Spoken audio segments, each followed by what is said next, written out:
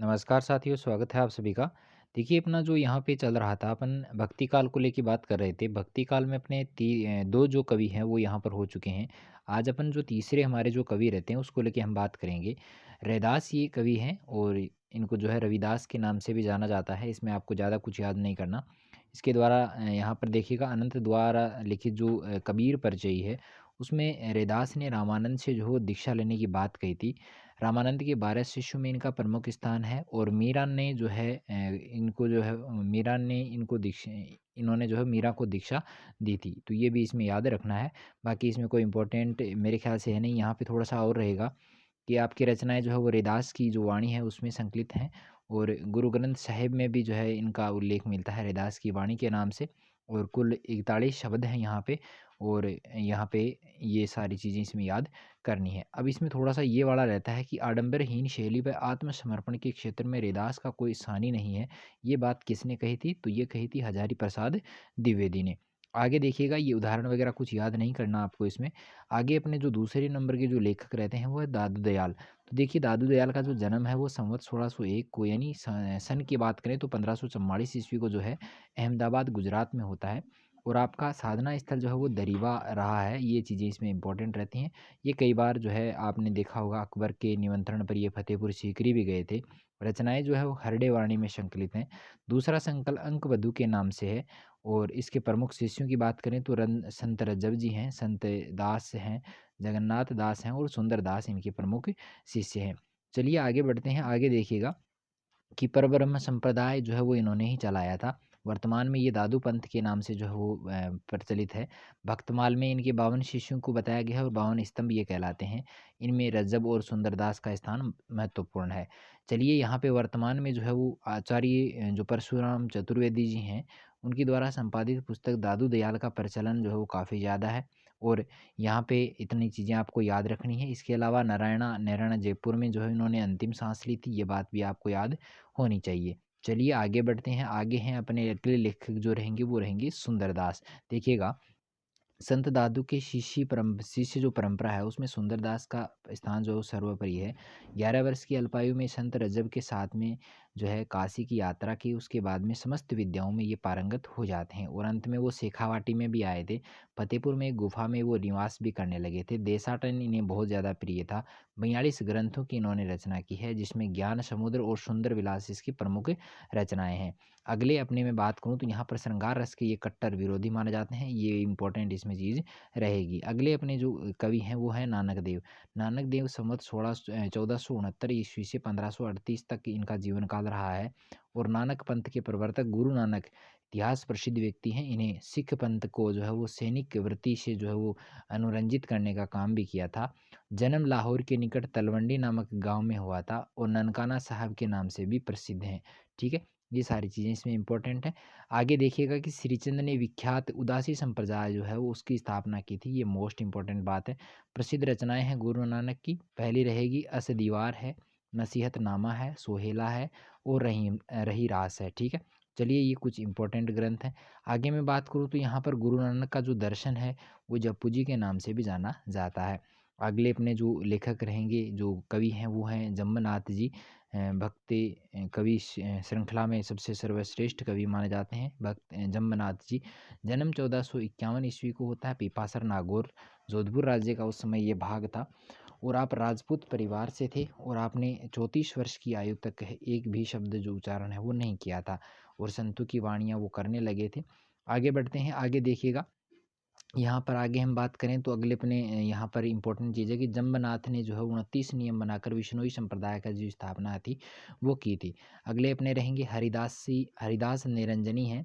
आपका जिक्र क्षिति मोहन सेन ने अपनी पुस्तक थी the medieval mysticism in Hindi literature में किया है और शोधकर्ताओं में नाथ परंपरा व संत परंपरा के बीच की ये कड़ी कड़ी जो है वो माने जाते हैं। और आपका उल्लेख जो है वो संत साहित्य के आदि स्रोतों में भी मिलता है। उड़ीसा में आज भी जो है वो हरिदासी निरंजनी संप्रदाय जो है वो विद्यमान है और इस संप्रदाय का प्रमुख मठ जो है वो डीडवाना नागौर में है। हरिदास की प्रमुख रचनाएं हैं अष्टपदी ग्रंथ है, ब्रह्म स्तुति ग्रंथ है, संग्राम जोग ग्रंथ है, हंस प्रबोध ग्रंथ है। ये कुछ याद करने हैं आपको।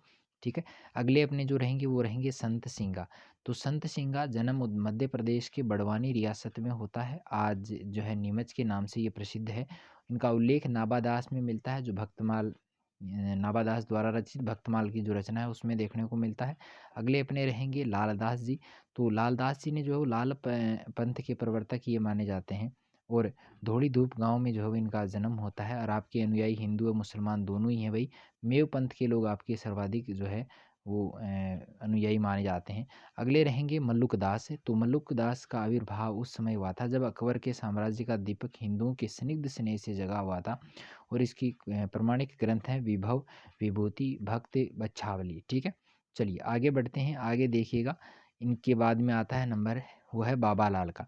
तो संत कवि बाबा लाल व शहजादा दारा शिकोह के बीच दुनियादारी को लेकर काफ़ी ज़्यादा जो है वो दार्शनिक विषयों पर बहस हुई थी। और इसके बाद में आधुनिक भारत में आपके अनुयायी जो हम बड़ौदा और गुरदासपुर में देखने को मिलते हैं। और इसके अलावा बड़ौदा में आपका एक मठ है जिसे बाबा लाल का शेल भी कहा जाता है। पंजाब का श्री ध्यानपुर गांव आपका साधना स्थल भी रहा है। असरारे मार्फत एक अर्ध इतिहास ग्रंथ है जिसमें बाबा लाल व दारा शिकोह का वार्तालाप जो है वो संग्रहित किया गया है। चलिए आगे बढ़ते हैं। आगे देखिएगा कि संत कबीर की मृत्यु के उपरांत उनके शिष्य धर्मदास उनकी गद्दी पर बैठे थे। इसमें आगे देखिएगा प्रेमाख्यान जो काव्य परंपरा है वो कैसे चली थी। कि हिंदी साहित्य में प्रेमाश्रयी काव्य धारा का नाम जो है वो आचार्य रामचंद्र शुक्ल ने रखा है। और इसकी शुरुआत में मृगा मृगावती जो है से मानते हैं। परंतु नवीन शोध कार्यों से ये सिद्ध हो चुका है कि इसकी परंपरा प्रथम रचना जो है वो असायत के द्वारा रचित जो हंसावली है उससे ये मानी जाती है, जो जिसका रचना काल 1370 माना जाता है। लेकिन इसे प्रतिनिधि रचना नहीं माना गया। आलोचकों ने मुल्ला दाऊद की जो है रचना चंदायन 1379 ईस्वी को जो है वो प्रेमाख्यान काव्य का प्रतिनिधि जो ग्रंथ है वो यहाँ पर माना है। माता प्रसाद गुप्त ने जो है वो नायक के क्रियाकलापों के आधार पर चंदायन को जो है लोर कथा भी कहा है। और भारतीय जो साहित्य है उसमें नायिका की अपेक्षा नायक को विरह को अधिक विस्तार दिया गया है। ऋग्वेद में भी हम बात करें तो उर्वशी पुरखा प्रसंग में राजा पूर्व रवाज को जो है वो अधिक विरही जो है वो दिखाया गया है। आगे हम बात करें तो हिंदी साहित्य की बात करें तो अपभ्रंश की रचनाओं से लेकर आधुनिक काल तक जो प्रेम निरूपण की जो स्वच्छंद धारा मिलती है वह आपको विशुद्ध रूप से भारतीय ही देखने को मिलेगी। आगे मैं बात करूँ तो कालिदास भी जो है वो मल्लिका से प्रेम करते थे। कादम्बरी का नायक यक्ष प्रेम की पहली आंच में प्राण त्याग देता है। ये सारी बातें आपने देखी होगी। रामायण की बात हम करते हैं तो सीता की अपेक्षा राम का विरह अधिक था। लैला मजनू में देखिएगा, जो सीरी और फरहाद वाला देखें तो उसमें भी देखा होगा, है ना। ये सारा मतलब ये आपने पढ़ा होगा मेरे ख्याल से, लेकिन नहीं पढ़ा है तो आप इसको जो है वीडियो को स्किप करके पढ़ लीजिएगा। इसमें ज़्यादा इंपॉर्टेंट चीज़ें तो नहीं है लेकिन बढ़िया चीज़ें हैं। ठीक है। चलिए आगे बढ़ूँ तो मैं आगे देखिएगा बात करते हैं कि विश्व प्रसिद्ध आलोचक माने जाते हैं किलर गोल्ड स्मिथ, हंटर व हटेल ने कहा है कि सिकंदर ने जब भारत पर आक्रमण किया तब भारतीय प्रेम आख्यान जो था वो यूनान पहुंच चुका था। और यूनान से स्पेन होते हुए यूरोप तक वो पहुंच गया था। और इस प्रकार इंग्लैंड में तक वो फैल चुका था। विश्व साहित्य में इनिशिए जो है वो रोमांटिसिज्म के नाम से भी जाना जाता है। ये सार्वभौमिक सत्य भी है भाई। ठीक है। चलिए हम आगे बढ़ें तो आगे देखिएगा कि प्रेमाख्यानों की प्रौढ़तम कृति पद्मावत मानी जाती है, 1540 ईस्वी है। और पद्मावत में जायसी ने औदात्य का चरमोत्सर्ग दिखाया है। ठीक है। ये चीज़ें आपको इम्पोर्टेंट हैं भाई आप सबके लिए। आचार्य शुक्ल ने जायसी के दार्शनिक विचारों का अध्ययन करके कहा था कि जायसी में भारतीय अद्वैतवादी दर्शन है, वे तो भारतीय वेदांत की ओर झुके हुए हैं। और पद्मावत तो भक्ति काल के वेद वाक्य माने जाते हैं। प्रमुख प्रेमाख्यानों की बात करें तो यहाँ पर देखिएगा, सबसे पहले मैं बात करूँ तो हंसावली जो रचना है वो उसका रचना काल 1370 ईस्वी को माना जाता है। असायत जो है रहेगा। इसकी भाषा राजस्थानी है। डिंगल व पिंगल दोनों शैलियों का वर्णन इसमें देखने को मिलता है। इसकी कथा का जो संबंध है वो पाटन की जो राजकुमारी थी हंसावली से लिया गया है। और इसमें पाषाणी में एक पखवाड़े में 5 पुरुषों की हत्या का जो नियम है वो बना रखा था। एक राजकुमार इस नियम को जो है वो तोड़ देता है और सफल होता है उसमें। हंसावली पिछले जन्म में जो है पक्षिणी थी। जब इन्हें अंडे वो इसने अंडे दे रहे थे तब एक जो है अचानक से जंगल में आग लग जाती है और नर पक्षी छोड़कर उसे भाग जाता है। और इस घटना से जो है वो इस प्रकार की जो पुरुष विद्रोहिणी है वो बन जाती है। अगली जो रचना रहेगी चंदायन है। मुल्ला दाऊद की रचना है, 1379 ईस्वी का रचना काल है और ये प्रेमाख्यान परंपरा की प्रतिनिधि रचना भी मानी जाती है। इसके अलावा इसमें कुछ भी याद नहीं करना। आगे मैं बात करूँ तो लखम सेन पद्मावती जो कथा है वो है 1459 ईस्वी का रचना काल है। रचनाकार जो रहेंगे दामोदर कवि रहेंगे।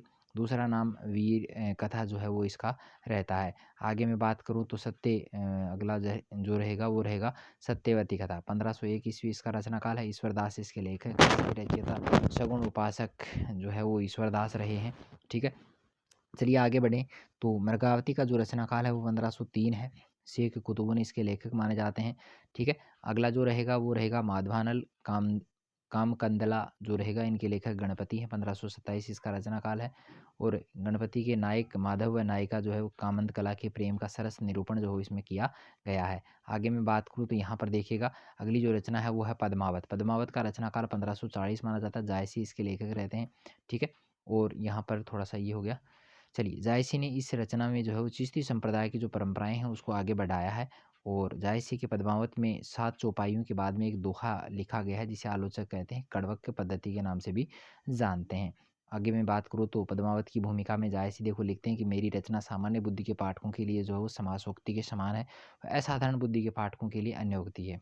ठीक है, और रतन सेन जो है वो एक आत्मा है, पद्मावती परमात्मा है और भारतीय संस्कृति के विपरीत तथ्य जो कि फारसी की मसनवी शैली के अनुरूप यहाँ पर लिखे गए हैं।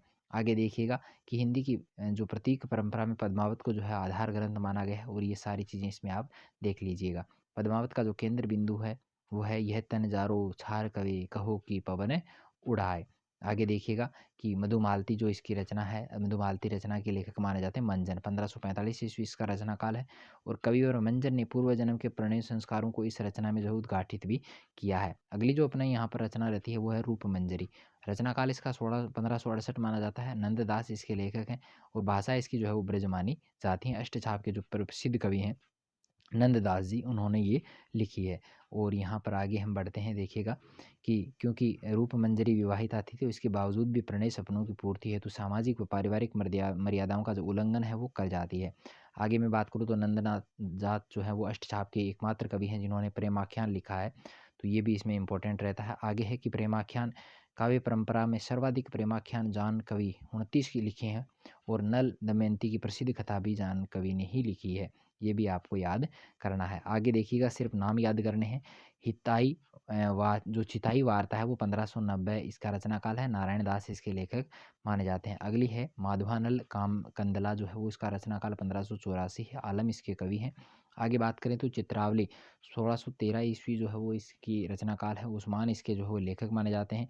अकबर के दरबारी कवि थे दुर्गादास का पड़पोत्र कविवर जो है पुहकर ने जो है वो रस रत्न नाम का प्रेमाख्यान लिखा था जिसकी नायिका थी रंबा।